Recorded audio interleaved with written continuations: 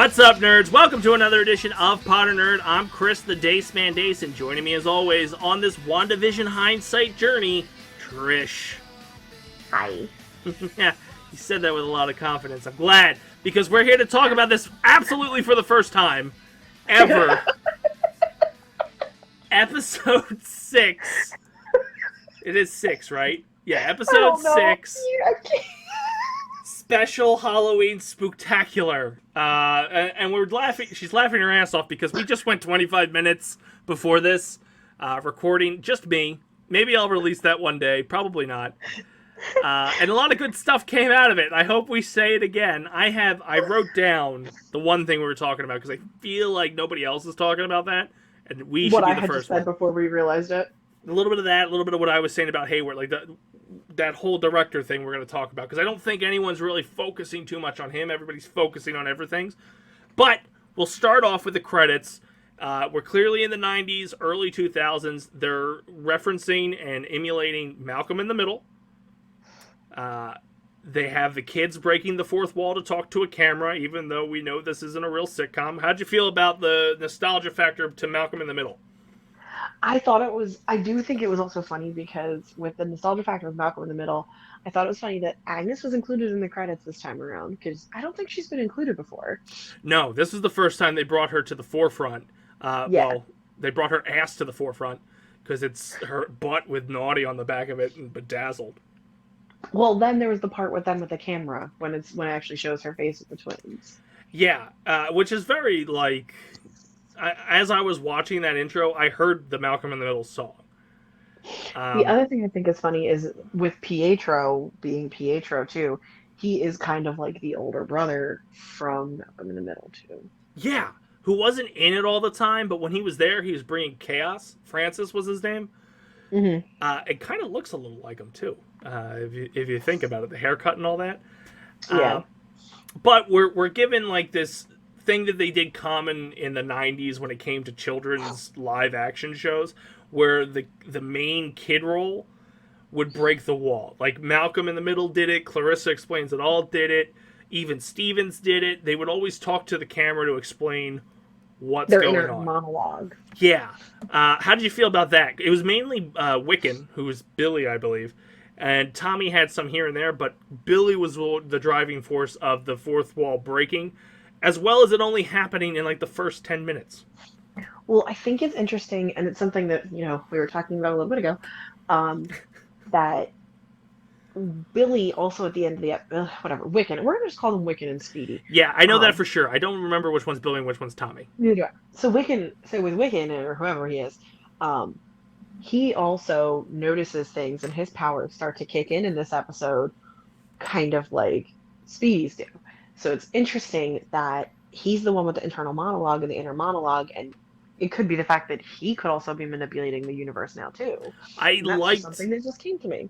I liked Wiccan's was a slow reveal of his powers. Like I feel like you got little bits and pieces of this where like he's training the dog in the previous episode, he's breaking the fourth wall at the beginning, and then ultimately he's like bonded to the point where he knows when Vision's in trouble. There was a point in that living room in that opening sequence where he's talking to the fourth wall, and Pietro, Quicksilver, is looking at him like he's crazy, but everybody else is not acknowledging and talking to a camera. But Pietro was also, as you were discussing, Pietro's also self-aware too, which I think is funny because he makes comments about, well, that's why you brought me in. I'm here to, stir up trouble, piss off your husband, and cause chaos with your kids. And like Pietro knows that he's playing a part, and he kind of calls Wanda out on some things. Like she asks him where his accent is, and he does the same thing. Yeah, so like that was interesting about this character. So in the opening sequences and in the first 5 to 10 minutes, a lot goes down to establish the dynamic of the characters in this episode. One being clearly Pietro's there just to mess things up and to butt heads with Vision. Like out the gate, when Vision we find out lies to Wanda's face about the neighborhood watch, Pietro steps right in like, I can be the father figure. And he has done nothing but kind of like shit on Vision the whole time. Yeah. It's weird. Like you would see that to me bothers me about the whole character. If you're sent there to try to keep reeling Wanda in, dividing her between her and Vision is going to do the opposite. You would think, right? I don't know, unless he's purposely trying to divide her from Vision to cause a rift, because maybe it's not Pietro like we were thinking. Like there's theories, Hmm. and it's someone purposely trying to cause a rift to get Wanda for himself eventually. Yeah, which would then, to me, I think leans more to Wanda just being a villain, more so than someone influencing her to do this. Because like if you influence Wanda to create this hex and to maintain it, breaking her focus, I feel like would be against what you were trying to accomplish. I don't know. Well, but like I said, I don't think is true either way, because like I said, she's doesn't know how she got there. She doesn't know how it started. Pietro straight up asked her that. She can't remember anything. She doesn't know how she got there. She doesn't know why she's there. She just remembers just being lonely, and then she just remembers this happening. Yeah, and we brought this up before in past conversations. It's interesting that no one in this hex remembers pre-hex or how the hex happened, but Pietro does. Pietro knows how he died. Pietro knows all about their past. He even references a flashback to one of their Halloweens, and then Wanda goes, "I don't remember that happening." So Which he, it's yeah, he doesn't even remember it correctly. yeah. Well, I don't think Wanda remembers it at all. Like when it comes to the whole when he goes like, "Oh, it's like the time Mom sent us out trick or treating or whatever." I think it's his flashback, but then when it flashes forward to where they're at, she just goes, "I don't know, I don't remember that." So it's interesting that this Pietro character, or I'm just going to call him Evan, Evan Peters, is he understands things outside the hex, pre-hex. I think Wanda does too, Yeah. but she's purposely blocking it out because she's broken away from it a couple times, like when they brought up Ultron and her brother, and she starts remembering some of it, but snaps back into like, oh no, I'm the sitcom family. But see, I don't know, because like I could also see it being where whenever she keeps breaking from it, I still think she's being controlled.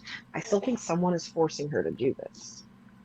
Yes, but I don't think it's taking that person much to force her because she's getting everything she wants, and that's something that Evan Peters' character continuously reminds her of. Like, this is what you want, right? Yeah. The other thing is he just outright lays out why he's there, and very Yeah. callously too. He points out he's there to piss off Vision, stir up the kids, and cause trouble for her, and also mentions that he died in the street like a chump, getting shot, which is very callous to talk about the way you died, and not, in my opinion, not characteristic of the MCU Quicksilver we met. I feel like there's more empathy behind the Yeah. Quicksilver that was created in Age of Ultron. There's none with Evan Peters' version right now. Yes, absolutely. But even the Evan Peters version we were exposed to in Fox had empathy. Like he understood. He Hmm. ended up doing the right thing on several occasions and stuff like that. This one just feels like an agent of chaos when it comes to things. Unless that they're doing that so he plays the part that he's supposed to be playing. You know what I mean? He honestly reminds me a lot of the Quicksilver I was used to as a kid, who was the douchey brotherhood that worked for Magneto and stuff like that. He was a villain. Like that's how I was introduced to Quicksilver as a kid. He was always a bad guy to the X-Men, not an Avenger. I never read those comics at that point as a kid. I was exposed to him as a villain in like the X-Men Yeah. games, the X-Men cartoons, stuff like that. The other I interesting don't thing know. that This whole happens too thing's is just ugh. we'll go to Vision, and the way Vision had just openly lied to Wanda about the neighborhood watch, so he could start like investigating the town. And the further and further he got away from Wanda, we get to the point where like these people are comatose, and like one woman's stuck in a loop and is visibly crying because she's stuck in said loop. And then by the time he gets to the town's edge, which I assume is on the opposite side of Wanda, where Wanda might be at that They're point, just frozen. yeah, frozen in place. And more importantly, Agnes is frozen in place at the border. Um, to that point, he begins to engage her, and she kind of has like a breakdown and reveals to him that he's dead. I also think it's Yeah. interesting that she's dressed as a witch. And somebody, a eagle-eyed viewer, pointed out on the internet, she's missing her brooch in this episode. The thing that she wears around her neck that's almost every episode that she's been in. Which maybe that protected her from Wanda's mind control. And now that it's gone, it doesn't. Because clearly this bitch is up to something. Like, I think one thing we've agreed on through these episodes is that Agnes is definitely a point of interest. But like I said, I think she was faking it. Yeah. And I can see that. Because everybody else around her in that area is just out of control, like just stopped in motion and unresponsive to anything Vision says to them. Whereas she was just super slowed down. Yeah. And then the moment he touched her, just like he did, I'll never remember that dude's name that he works with.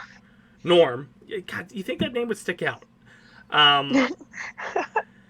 She just starts screaming dead, like, oh, you're dead, dead, like just kind of like breaks down after that. And then as he touches her again, he goes, have fun, and like just pretty much drives off. It's like, okay, you just fucked up Vision, clearly. Which still just doesn't matter, because which still doesn't make any sense to me, because she has to have been faking if Vision put her back into it. You know what I mean?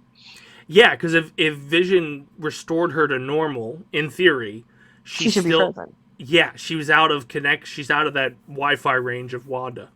Yeah. It's funny. They all act like devices on Wi-Fi. Further away from the access point, the less useful you are. Unless you have Comcast. Oh, fuck Comcast, man. You can be right next to Wanda and you still be glitching out like, oh, connection. This is brought to you by anti-Comcast. Wanda was running on Xfinity. Fucking Hex would have been over in episode 1. Oh, sorry. Well, Vision at this point decides that he's going to just keep walking until he hits the edge. And when he hits the edge, he starts breaking through. So before we get to that, because that's like when the shit hits the fan in this episode, let's jump outside of the Hex and talk about what's been going on over there. Hayward's a giant twat. Yeah, so all of a sudden, Darcy, Jimmy Woo, and Monica are landing on the outskirts of this investigation, where Hayward just drops the damn hammer on them. And I'm just going to go running back into my theory that we talked about in the audio podcast that's not going to air. Hayward, to me, the way he gets really upset at the way Monica had a relationship with Carol Danvers, and that Monica, he's very callously says, those of you that went away have the luxury of being optimistic, whereas we don't. Knowing full well, or we assume knows full well, that her mom died of cancer, which is kind of fucked up to not be there after the last memory you had was she went into remission. I think he's a Skrull, and I think he's a Skrull on the opposite side, especially since Secret Wars is coming up, and we've been told that there's Talos's faction, which is clearly allies of Nick Fury and Carol Danvers, which would then piss off the other Skrulls that aren't allies of Talos, and clearly the name Carol Danvers is going to piss them off because they probably had a run-in at some point. What are your thoughts on that? I also think the other thing, I mean, there is definitely something not good with Hayward. He is not, I don't think he's a good guy. I just don't. No matter what. I think he's going to have a Robert Redford reveal like they did in Winter Soldier 2, where you find out he's the head of Hydra. I don't think he's a good guy, but I think I think they could also play it the whole, like I was saying, the first time. I think there's also a tinge of them playing at the fact that maybe he's Mephisto, because he was trying so hard to get away from Wanda expanding the Hex that he didn't want to be revealed. I feel like that could be a thing. I think there's something there. There's a reason why he's trying so hard to like physically harm Wanda. Yeah, and I think right now, with the way Marvel has been pitching this show, Doctor Strange, Spider-Man, we're very focused on the multiverse and we'll just say the magical side of Marvel. That we forget that there is the Secret Invasion coming up. We have Falcon and Winter Soldier coming up after this. There's Yeah. actually a scene in that trailer where they're going through like a nightclub and there's a like a wall in the background of skulls, and they're skulls of scrolls. Hmm. Like if you zoom in, they're clearly like the scroll structure.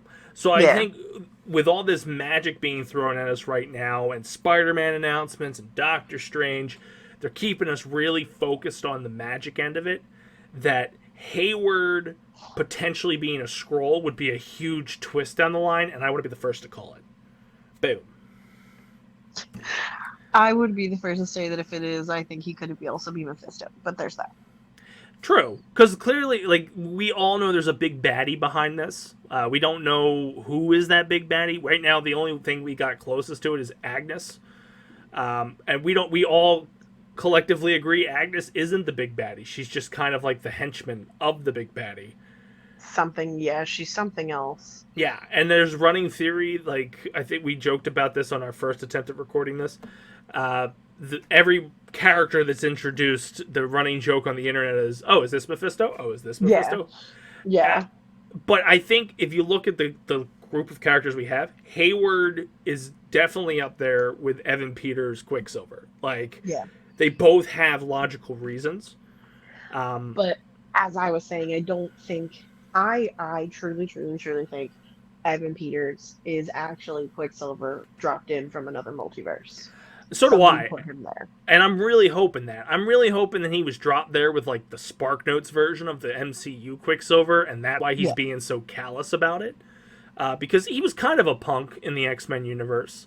Yeah. He stole things. He had that edge to him. Yes, he was an X-Men, but he was still like a cocky X-Men and could clearly be one of the ones that fall off the wagon. And if they pulled him in off the timeline that matches the WandaVision timeline, Yeah. you got him in the 80s, probably before Age of the Apocalypse movie, where he was a dick that was stealing things and was cocky and just briefly helped Xavier, Logan, and McCoy break Magneto out, and then you had nothing else of him. So that could be the breaking point for him, which makes sense to why he's a cocky douche, because he is in the X-Men universe. Yeah, there's a whole bunch of I'm really rooting for that, because him just being like it would ultimately just be like, oh, it's a wink wink nudge nudge that, hey, he did play Quicksilver, but ultimately he's Mephisto, because Mephisto was using a face because he doesn't know who the hell Pietro was anyway. I'm not going to buy that. There's no way this powerful, like, magical creature who knows enough about Wanda doesn't know what the hell Pietro looks like. Yeah. So it's got to be him just like, I need a Quicksilver. The one is dead.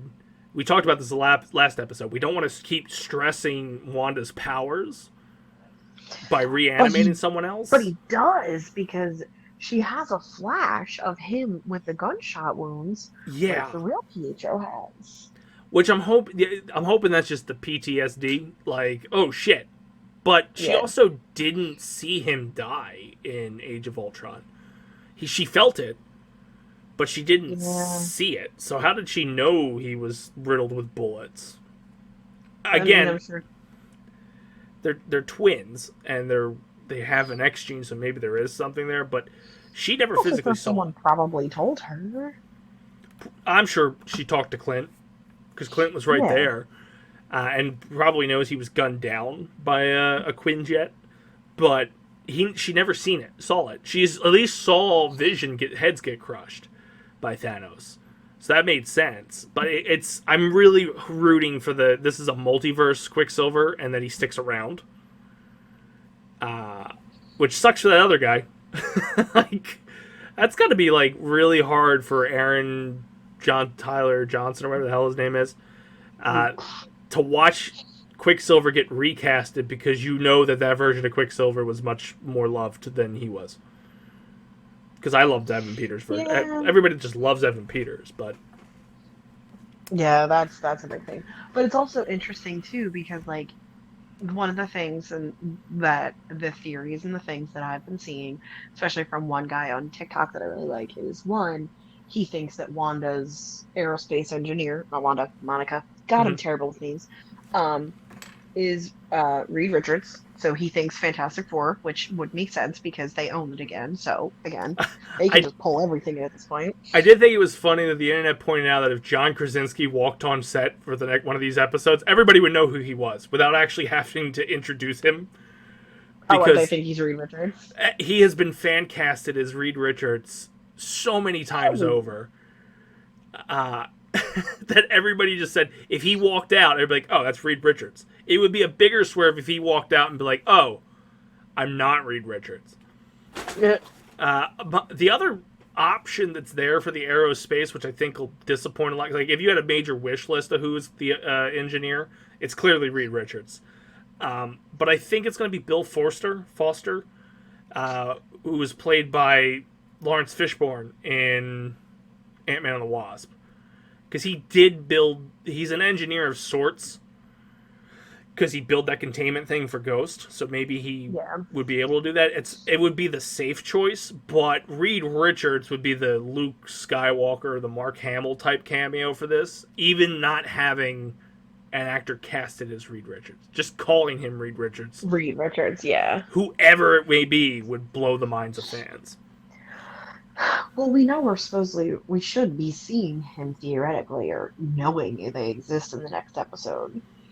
It'll be yeah, because I think we talked about this on our first attempt at this, and I'm going to keep saying that because it bothers me because our first attempt was pretty good. This is not that this has been bad, but like the first attempt we were going hard. Um, but I lost it. Oh, I think that the next episode's going to be probably like 70% outside the hex, maybe 30 to 20% inside the hex. I disagree with you on that one because now majority of the people are inside of it.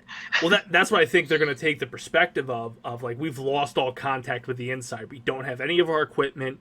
It's just Hayward and a couple of his agents, and then Jimmy Woo and Monica that made it away.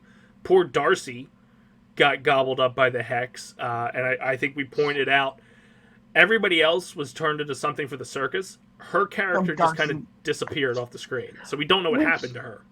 which is true, but like I said, it could be the fact that Wanda doesn't believe her to be a malevolent person against her like she does all of Hayward's forces.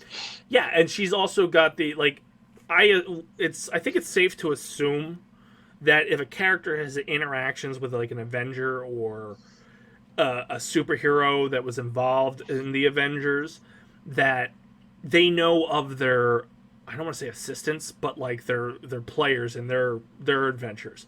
So like I feel that Wanda would know of Monica Rambeau because of Carol Danvers, assuming they had a conversation after Avengers Endgame. She probably understands that there's a connection between Darcy and Thor, for the sole fact that like you just turn on TV and you would have Well, seen the stuff unfold.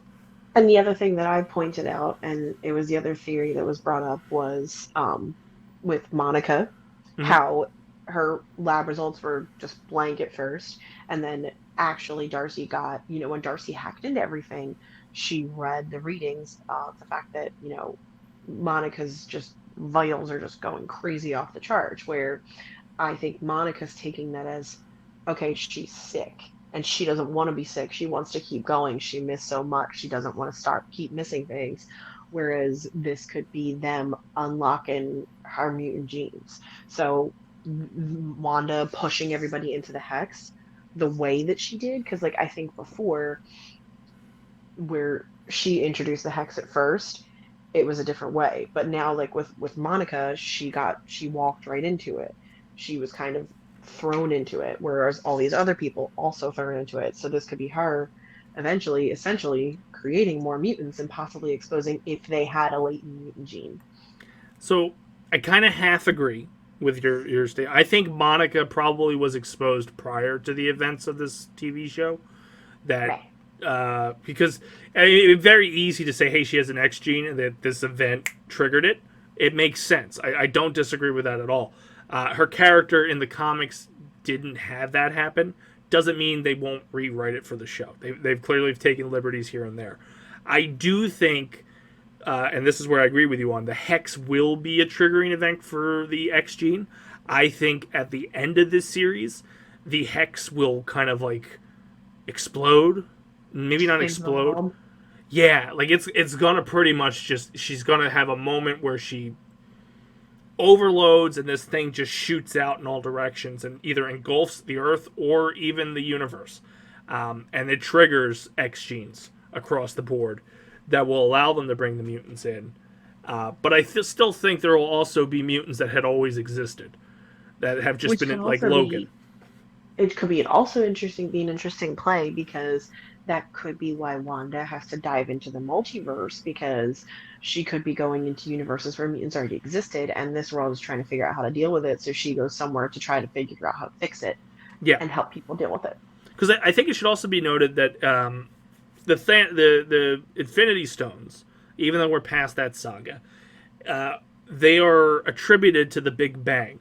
So when the Big Bang happened, it created the Infinity Stones, and they pretty much, the radiation and all the levels that cut, like the cosmic energy that comes off these things, usually brings some kind of like major shifting event. Yeah. On Earth, that happened twice.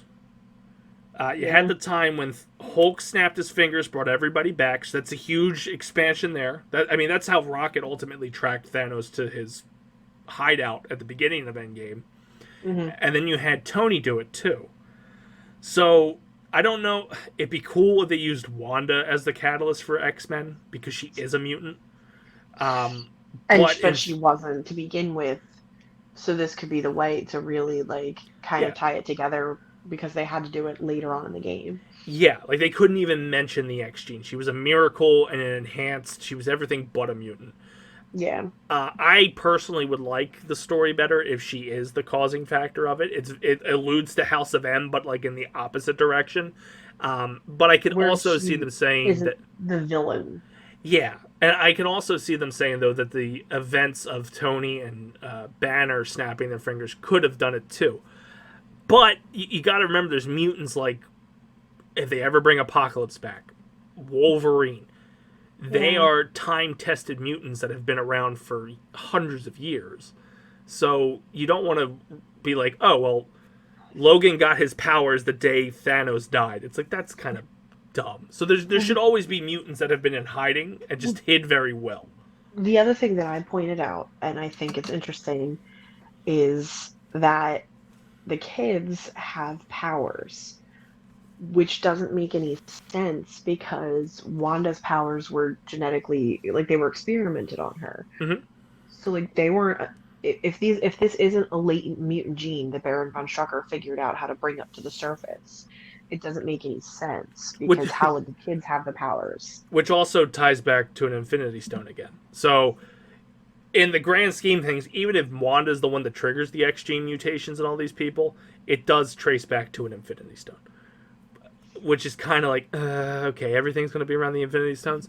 But at least Wanda was like the snap in this version. Well, it'll be interesting because there's Kevin Feige confirmed that the last 3 episodes should be an hour. Which proves my point. They wasted the first 2 episodes, because if they actually wrote out the story well enough, you wouldn't need to do an hour extension on the last 3. Take it up with Comcast. I'm taking it up with Feige, who thought his artsy-fartsy pilot was worth a damn. They still haven't referenced it. Episode 6 haven't referenced episode 1 at all. Just saying. Okay. Now I'm going to hold to it that when we're reviewing episode 9, episode 1 was meaningless. Okay. It was meaningless. And all you people who have orgasmed over episode 1 and 2 and how great it was, you suck. You just don't. I'm going to hold to the fact that you're just impatient and bitter. I'm not doubting that I'm impatient. I'm not, and I'm also not denying it. I'm just saying they were still a waste of time. They did not, episode 1 especially, did not add anything to the series. If you removed episode 1 from it and started at episode 2, you would know the same amount of information that you did from episode 1. I think it shows how strong everything was in the beginning, and then how crazy in control Wanda was, and then as time goes on, she's losing control. Yeah, but you could have still established that without episode 1. I think there was a big Dick Van Dyke fan on thing and said, "Whoa, we're not doing the 50s," and that's why it happened. That's That's my what it theory. is. You're right. That's my theory. If all of a sudden episode 7 goes like word for word from episode 1, then I'll eat crow. But it ain't gonna happen. I mean, you've already done it a couple times. I have, but I'm not gonna eat crow on episode 1. I guarantee it. In episode 2, if they didn't have the damn helicopter and Geraldine introduced in that episode, that would have been a fucking waste. But even their parts were very minimal. So, like, I think you're just impatient, and it needed to introduce itself the way it. I think somebody really wanted to take some artistic liberties, and that's not okay. You could take artistic liberties while still giving a good story. Mm-hmm. Episode 1 was not a good story. Each episode should be able to stand on their own, even in a mystery. If I went back and rewatched this, which I have, I skip episode 1. There's no point. I'm not lost. I didn't miss any key plot. They haven't brought back the boss or Kitty. Like, I wish they would. but they haven't. Like, the only time they come back is like, oh, these are townspeople who are in there. Oh, okay. If I missed that, oh well.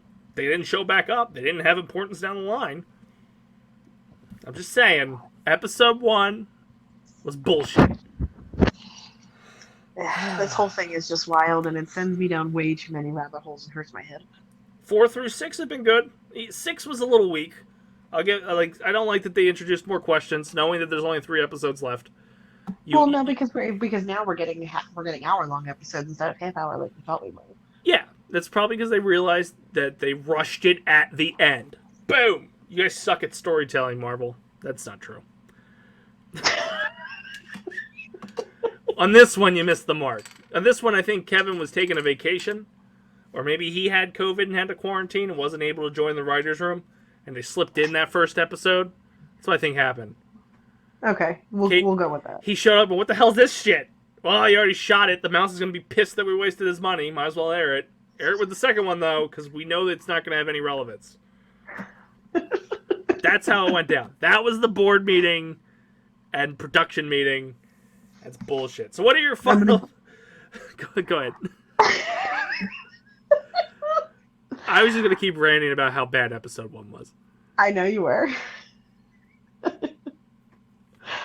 I think it definitely got real wild at the end. I think it's interesting what's going on between Wanda and the kids and, their powers. You kind of see Wanda have that huge just burst of power at the end, and you really finally get a bigger feel for just how much power Wanda actually has. I think everybody really doesn't understand, and they underestimated Wanda, and they are finally kind of coming to terms with that now. Quicksilver did, or at least this version of it. He pointed out, like, oh, there were no kids. All of a sudden, there's kids. I'm impressed. Like, that's the first person that hasn't been horrified at her powers. Yeah. Which I think is big and reveals to him probably to be a villain. But I just meant, like, in general, like, I think in the universe as a whole, everyone underestimated Wanda, and now they're finally kind of realizing just how much... Wanda's essentially a reality stone? Reality stone? Mind Stone was what gave her power. It was because it was the staff. But I'm saying, like, in essence, like, the Mind Stone might have given her power, but she basically has become a reality stone all on her own. Absolutely. Like, and that's why I think people often confuse where she gets her powers from. It's because she bends reality, but she got her power from the Mind Stone. I feel like that might have been a mistake. She is a wildly powerful character that people didn't realize till now. Yeah, and they keep pointing it out in several episodes of this show that she's the most powerful one out there to date. I know there are people who, like, will go on record saying, like, well, no, Doctor Strange is, or no, Captain Marvel is. I think Captain Marvel probably has her physically. Like, if Carol Danvers actually got her hands on her, she'd probably fuck her up. But Wanda has the ability to make sure that doesn't happen. Yeah. Strange, we met him when he was just learning. And the moment we saw what he could really do, he got dusted. And then had to hold a friggin' tsunami during the entire end battle. So we don't know what Strange can fully do yet. We didn't know what Wanda could fully do until this point, and we're starting to see it. So at some point, they're going to have to build Strange, especially if there's going to be a confrontation between the two. Because right now, Strange will get his ass handed to him if totally we get the version we've seen. But yeah, I think episode 6, not the strongest. I think the strongest was probably 4 and 5, in my opinion.